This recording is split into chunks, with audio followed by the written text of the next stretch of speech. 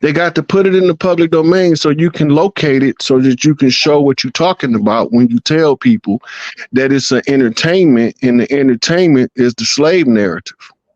To disassociate the people. It's the same with reparations.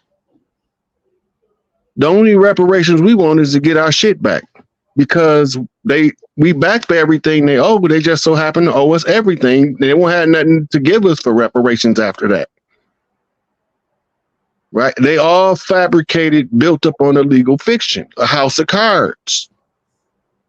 And when you get the root card, the whole house comes tumbling down. Fruit of the poison tree doctrine and law. Right? They drew up those titles to the land because we didn't sell land no way. We didn't need no titles to the land. We already knew that the clan mothers governed the land and who settles where. And they had conventions. This is where you get your Congress from. Congress is a Congress of mayors. The mayors is town mothers. So they would go to a meeting once a year and they would say, okay, this chief got 2,000 followers, but he's still under this other chief's jurisdiction. We need his own town. So he was get appointed to plot of land to settle based upon the natural formation of the land. Your land is between this mountain, this line of trees, this river, and this row of rocks. That's your town. That's your land. You go take your 2,000 people, separate from the chief that you under, because y'all don't see eye to eye, to prevent warfare from uprising in the family. So then they go and get their allotment, and then the resources goes with them to facilitate a successful settlement. This is not what we was doing before Columbus came. We got to go back to what we was doing before the enemy came if we want our shit back. Because the enemy gave us a system and told us if we use his system, he'll fight for us. And the only thing he's been fighting is us. You can't fight for us and fight us at the same time. That don't even make sense. That's called an oxymoron. You can't fight for us and fight us at the same time. They call us dependent nations in a constitutional law. Outlaw tribes, savage tribes, and non-treaty tribes are all of the terms they use to describe the tribes that didn't want to play their game. But we have to use our system. We can't use their system. It's designed to keep us forever in slavery. On these lands went over into that continent. So It's very possible that when they took the test, they, because now they're considered Africans. But that's possible because they created a whole country called Liberia. But they not telling people they from Liberia. They telling you from Sierra Leone, you from Ghana. Right. You from Somalia. Nigeria. They ain't telling nobody they from Sierra. From Liberia, where we do have genetic links to. That just so conveniently to skip all of the DNA tests. Because it's just they give you a part, but never can tell you how you connected. Like Dulcinea says, where's the person and the people that you are connected with? Not like a little portions, different portions. Look, never connect to it. If you know how DNA work, once you get past like 3 generations, you have too many ancestors to tie you down to one. It double every generation back.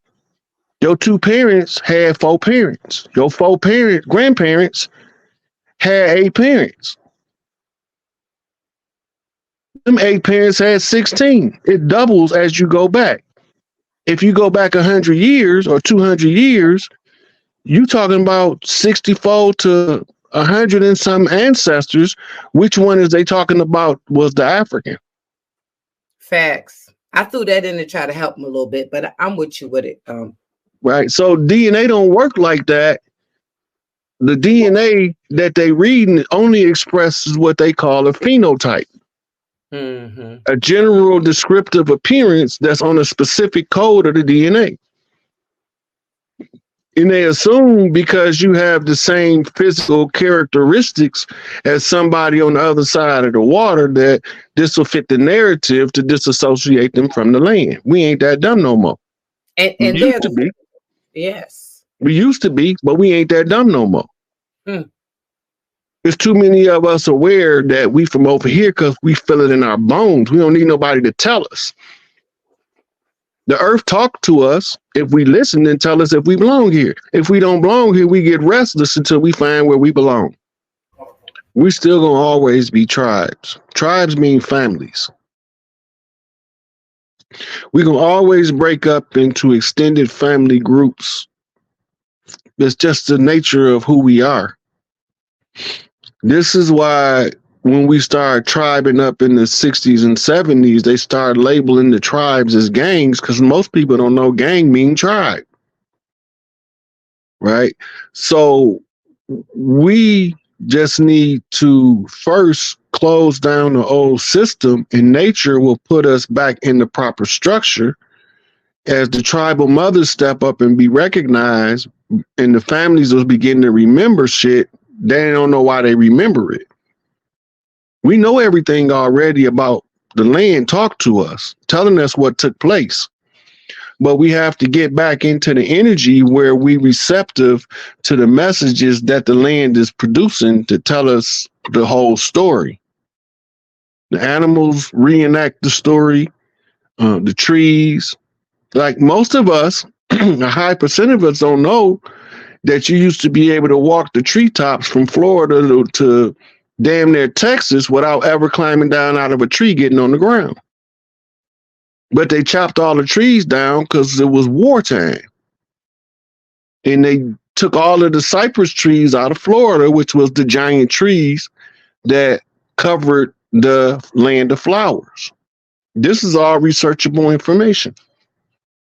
That was the side effect of the Gullah Wars. They started gator baiting our babies because we used to ride alligators and sick alligators on their ass in the bottom of the canopy on the ground in the swamp, and used to attack them from the trees in the top, and they didn't have a chance. So it was all derived out of warfare. The genetic information that they feeding us back from their DNA testing is all warfare. We can either win the war or we can choose to take sides with the enemy. Using a court system only gives them jurisdictional context to assert jurisdiction under the color of law. We don't need them for nothing. We don't need their courts, which was established, the first bar association was established in Savannah, Georgia, about 1863, 1864, by order of King George to usurp the tribal courts. We still have tribal courts over here, but because we believe they more legitimate than we are, we only participate in their system. There's nothing they can do once we get back to our own culture. The land was used to facilitate farms, to produce foodstuffs, to take care of the family wherever they was at throughout the country. We used to ship food from Big Mama house to the villages. Well, we call them towns and cities now, right? But they were just little settlements of people. Some of them had castles, some of them had huge buildings, and some of them had small houses and huts, log cabins. But it was what we choose to do with our settlement, and that was part of us receiving settlements, is being able to control our own destiny.